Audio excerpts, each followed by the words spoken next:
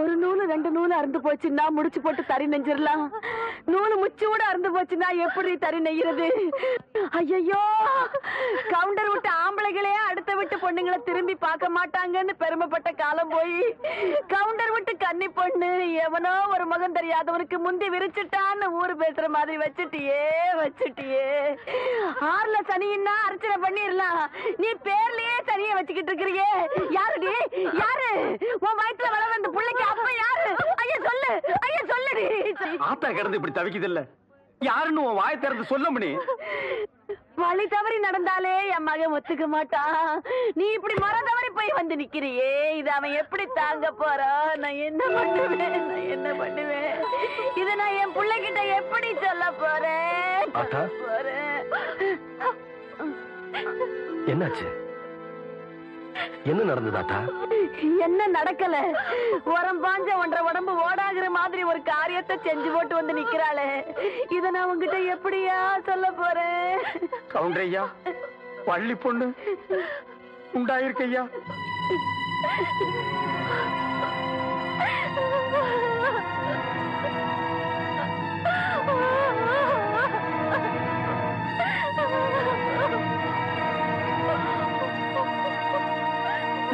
தப்பு நடந்தாலே கவுண்டர் சரியா விசாரிச்சு தீர்ப்பு சொல்லுவாரு.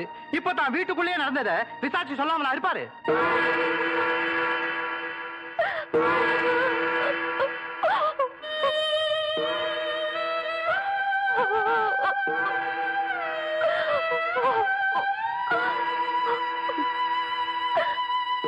அவ வயித்துல வளர்ற குழந்தைக்கு அப்ப நான் தான்.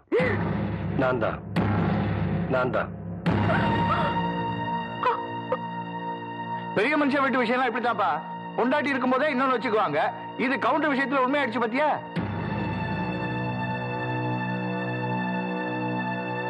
வீட்டுல பொண்டாட்டி இருக்கும் போதே கொழுந்தியா கிட்ட காதை புடிச்சு விளையாடினாரு. பொண்டாட்டி வேற ஜெயிலுக்கு போயிருச்சா, கவுண்டர் வேற விதமா விளையாட்டாரு போல இருக்கு. ஆனா வெள்ளையும் சொல்லையும் வெறும் வேஷம் தாயா, வெப்பாட்டி வச்சுக்கிறவன் தான் பெரிய மனுஷன் ஆகி போச்சு பாத்தியா?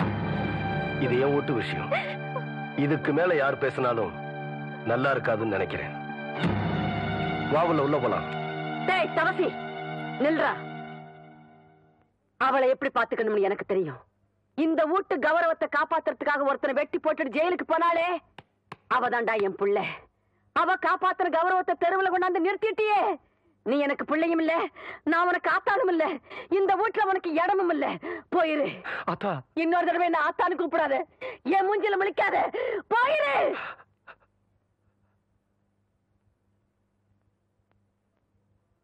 வேண்டாம் வேண்டாம், எனக்கு எந்த ஜாமீனும் வேண்டாம்.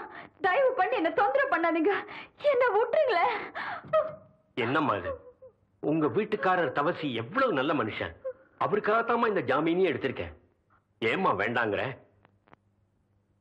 அத நான் எப்படிங்க சொல்லுவேன்? யாருக்காக நான் வாழணும்னு ஆசைப்பட்டேனோ அந்த வாழ்க்கைக்கு பங்கம் வந்துருச்சு. இனிமே அந்த மனுஷன் மூஞ்சிலேயே நான் முழிக்க மாட்டேன், என்ன விட்டுருங்களே. இத பாருமா, ஜாமீன் எடுத்ததுதான். எப்ப நீ போகணும்னு விரும்புறியோ அப்ப போகலாம். நான் வரேம்மா.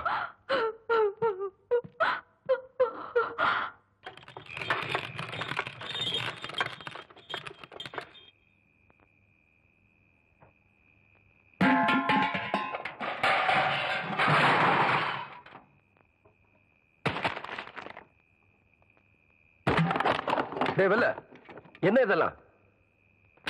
என்னாச்சு உனக்கு? இந்த உடைஞ்சு கிடக்கிற பானை மாதிரி என் மனசு உடைஞ்சு போச்சுங்க கவுண்டர் ஐயா. இந்த ஊருக்காக எவ்வளவு நல்லது பண்ணிருப்பீங்க. வீட்டுக்கு போய் இந்த ஊர் ஜனங்க முகத்திலேயே முடிக்கிறது இல்லைன்னு உட்கார்ந்தா நான் தண்ணி குடிக்கிற டம்ளர்ல இருந்து தெய்வமா நினைக்கிற இஸ்திரி போட்டி வரைக்கும் கவுண்டர் ஐயா நீங்க வாங்கி கொடுத்தது அதெல்லாம் என்ன ஏளனமா பாக்குது ஐயா. இனி இந்த ஊர்ல நான் இருக்க மாட்டேன் ஐயா. நான் எங்காவது போயிரு கவுண்டர் ஐயா. நான் எங்காவது போயிருவேன். ராமர் வனவாசம் போனப்ப சீதையும் லட்சுமணன் கூட போனாங்க. எனக்கு அப்படி யாரும் வரலையே. நீயாவது கூட இருப்பன்னு நினைச்சேன். இப்ப நீயும் போறேங்கிற. போவல்ல போ. ஏன் நிக்கிற? போ. கவுண்டரையா நான் உங்களை விட்டு போக மாட்டேயா. நான் உங்களை விட்டு போக மாட்டேயா. ஏண்டி கத்துற? மரியாதையா உண்மையை சொல்லு. சொல்லுடி. சொல்லு சொல்லு சொல்லு. உன்னை என்ன செய்றேன் பாரு. எழுந்திரடி எழுந்திரி. போட்டுக்கு கொடுத்த ரவிக்கு எல்லாம் காணாம எங்கடின்னு கேட்டா தெரியாதுன்னு சொல்லி புடிவாதமா பிடிக்க. நீ பட்னி கிடந்தா மட்டும் நான் விட்டுடுவேன் நினைக்கிறியா? அடிக்காதீங்க சித்தி. அடிக்காம பெத்த அப்பனையே காட்டி கொடுக்கிற உனக்கு கல்யாணம் வேற கேக்குதாடி? சொல்லுடி சொல்லு. டேய் தம்பி, இவளை வெளியே விட்டா இவங்க அப்பா மட்டும் இல்ல நம்ம எல்லாரும் மாட்டிப்போம். இவ வெளியே போகாம நீ தான் பாத்துக்கணும். என்னங்க புரியாம பேசுறீங்க? இப்ப உங்க பொண்ணோட வாய் அடக்கல, அப்புறம் நம்ம எல்லாரும் ஒட்டு மொத்தமா அடங்கி போயிட வேண்டியதுதான். ஐயா ஐயா, உங்களை பாக்கிறதுக்கு தூக்கநாயக்கம் பாலத்துல இருந்து மாப்பிள்ளை வீட்டுக்காரங்க வந்திருக்காங்க. இது பாருங்க, 5-6 தடவை லெட்டர் போட்டாச்சு, 2-3 தடவை ஆள் அனுப்பிச்சும் பார்த்தாச்சு. நீங்க கல்யாணத்தை நடத்துற மாதிரியே தெரியலையே. அதான் 2 லோன்னு கேட்டு போலான்னு வந்தனுங்க. என்னப்பா சும்மாறா, எத்தனை நாளைக்கு காத்துட்டு இருக்கிறத? என்னங்க இது? இந்த கல்யாணம் நடக்கலையேன்னு முறைப்படி வருத்தப்பட வேண்டியது நாங்க. நீங்க ஏன் அனாவசியமா ஆயிட்டுக்கிறீங்க? கொஞ்சம் பார்த்து பேசுங்கம்மா. உங்க பொண்ணுக்கு எங்க பையனை பிடிச்சிருக்குது, வாங்கன்னு சொல்லி அனுப்பிச்சனாதான் பொண்ணு கேட்டே வந்தோம். இப்ப இந்த மாதிரி பேசுற என்னமா அர்த்தம்? சொல்லுங்க சக்கர கவுண்டர. அப்போ என் பொண்ணுக்கு பிடிச்சது, இப்ப பிடிக்கல. மறுபடியும் எப்பாவது பிடிக்குதுன்னு சொன்னா சொல்லி அனுப்புறோம். இப்போ நீங்க புறப்படுங்க. அப்போ நடந்து முடிஞ்ச நிச்சயதார்த்தத்துக்கு என்னங்க அர்த்தம்? நடந்து முடிஞ்ச கல்யாண வாழ்க்கையே சரியா இருக்க மாட்டேங்குது. நீங்க நல்லா நிச்சயதார்த்தத்திலே நிக்கிறீங்க. என்னங்க இது ரொம்ப அநியாயம் பண்றீங்க. தம்பி, போயிடணும்னு சொன்னா போயிடணும், இல்லைன்னா நாங்களே அனுப்பி வச்சிடுவோம். தவிர எப்படி? வாடா போலாம்.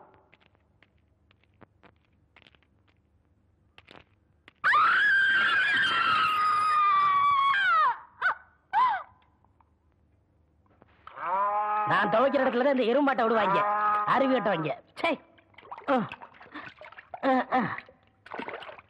எவ்வளவு துணி தான் துவைக்கிறது? மாமா, நான் ஆபத்தில் இருக்கிறேன், என்னை காப்பாற்றுங்கள். வடிவு துணியாச்சே, யாருக்கு எழுதியிருக்கோம்? சின்ன கவுண்டருக்கா இருக்குமோ? வள்ளி வள்ளி, கொஞ்சம் பொறுத்துக்க தாயி, கொஞ்சம் பொறுத்துக்க. எவ்வளவு நாச்சமே இப்படி கடந்து துடிக்கிறாளே, என்னாச்சுன்னு தெரியலையே. என்னன்னு சொல்றது அம்மனி? சொல்லு புள்ள. குழந்தை தலை புரண்டு கிடக்குது.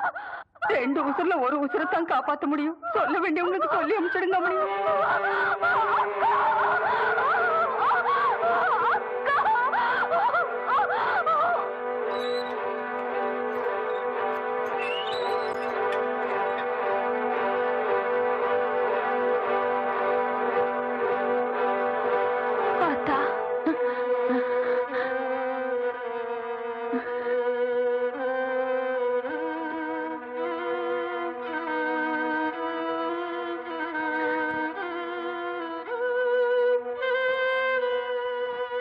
என்றா இந்த கிழவி பெத்த மகனுக்காக வக்காலத்து வாங்க வந்திருக்காளேன்னு நினைக்கிறியா? நான் அதுக்கு வரலதாய்.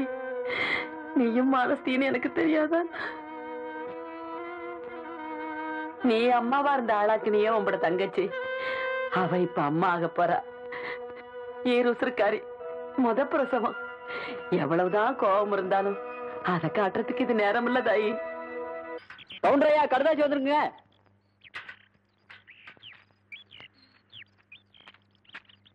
என்னங்க கடுதாசில என்ன எழுதுன்னு பார்த்து சொல்லு. ஐயா, யாரோ ஜட்ஜி எழுதியிருக்காரு. உங்க சம்சாரம் வெட்டினதால மலைச்சாமி சாகலிங்களாமா. ஏதோ மூச்சு திணறி போய் செத்துருக்காரு, அதனால ஜாமீன் எடுத்தாச்சுன்னு எழுதியிருக்காருங்க.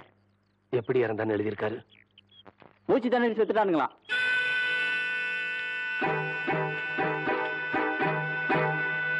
வணக்கம்ங்க. வணக்கங்க. நீங்க அச்சதை போட்டு ஆசீர்வாதம் பண்ணீங்கிற ஒரே காரணத்துக்காக தானுங்க நான் என் பையனுக்கு வேற இடத்துல பொண்ணு பார்க்காம இருக்கிறேனுங்க. என்ன சொல்றீங்க? உங்க மச்சான பத்தி தான் சொல்றேனுங்க. இப்ப என்னாச்சு? நிச்சயதார்த்தம் பண்ணி 6 மாசம் ஆச்சுங்க. லெட்டர் போட்டு பார்த்தா ஆள் அனுப்பிச்சு பார்த்தா எந்த பதிலும் இல்லைங்க. எதுக்கு நேர்ல கேட்கலான்னு போனா பொண்ணை கூட கண்ணுல காட்டாம இருந்தாலும் இடக்க முடுக்க பேசுறாருங்க. ஐயா, வீட்டுக்குள்ள வடிவு அலற சத்தம் கேக்குதுங்க. அந்த பொண்ணு ஏதோ கொடுமைப்படுத்துறாங்கன்னு நினைக்கிறேங்க. கவுண்டரியா வடிவுக்கு ஏதோ ஆபத்து போடுறீங்க. இந்த ரவுக்கு தொல்லை எழுதி இருக்குங்க. சின்னட போய் அமாவாசை நம்மளோட கார சொன்னானுங்க.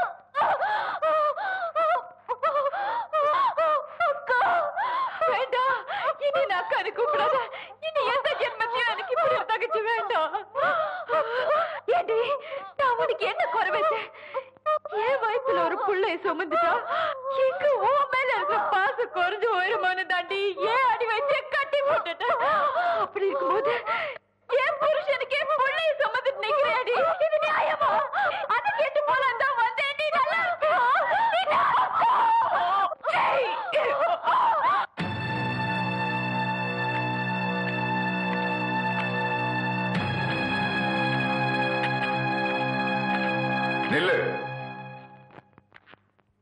மரியாதை கொடுக்காத வீட்டுக்குள்ள இப்படி தெரியாம நுழைறதுதான் பெரிய மனுஷனுக்காக.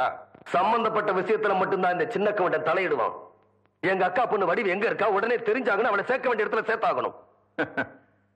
பெத்தப்ப எனக்கு தெரியாதா தான் பொண்ணு எங்க எப்படி யார் கூட சேர்க்கணும்னு? அவ உடம்பு வாய்க்காக்கரையில் ஒதுங்கன்னு நினைக்கிறேன். நீதியை காப்பாத்துற பரம்பரையாச்சே, முடிஞ்சா அவ உடம்பையாவது காப்பாற்று.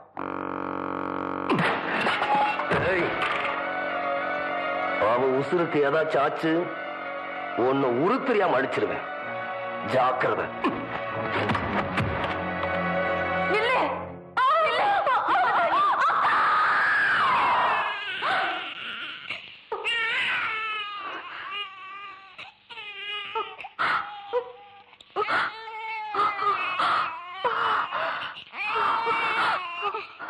ஆம்பளை பிள்ளாமணி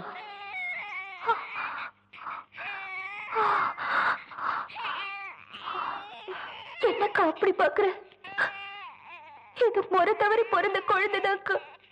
ஆனா ஊர நீயும் நினைக்கிற மாதிரி உன் முந்தானைக்கு துரோகம் பண்ணி பொறுக்கலக்கா. இத்தனை நாள் மறைச்சு வச்சிருந்த உண்மையை சொல்ற, என்ன நம்புக்கா. இந்த குழந்தைக்கு அப்பா ஆத்தா இல்லக்கா. நீ யார வெட்டிட்டு ஜெயிலுக்கு போனியோ அந்த மலைச்சாமி தாக்கா இதோட அப்பா.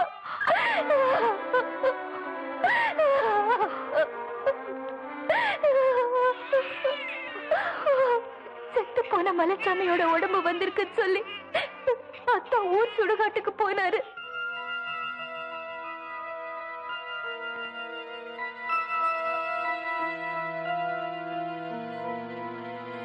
அங்க அவரோட கையில என் பேரு பச்சை குத்தி இருந்தது அத்தா பார்த்துட்டா இருக்கு. எனக்கும் மலைச்சாமிக்கும் பழக்கம் இருந்தது. அத்தா அப்பவே புரிஞ்சுக்கிட்டாரு. மலைச்சாமியோட குழந்தை என் வயித்துல வளர்றது தெரிஞ்ச உடனேயே நான் தற்கொலை பண்ணிக்க போனேக்க. பார்த்தாண்டா என்ன காப்பாத்தினாரு. நடந்ததை யார்கிட்டயும் சொல்லக்கூடாதுன்னு என்கிட்ட சத்தியமா வாங்கிட்டாரு. அக்கா தெருவுக்கு வந்துட்டு என்னோட மானத்தை காப்பாத்துறதுக்காக அத்தா பழிய தம்மாலேயே போட்டுக்கிட்டாருக்கா. அதனால இந்த வீட்டை விட்டே போயிட்டாருக்கா. இந்த குழந்தை தப்பா பிறந்திருந்தாலும் அது ஏன் குழந்தைக்கா. குழந்தை மேல சத்தியமா அந்த உத்தம இருக்கா, என்ன நம்புக்கா, அந்த உத்தம இருக்கா.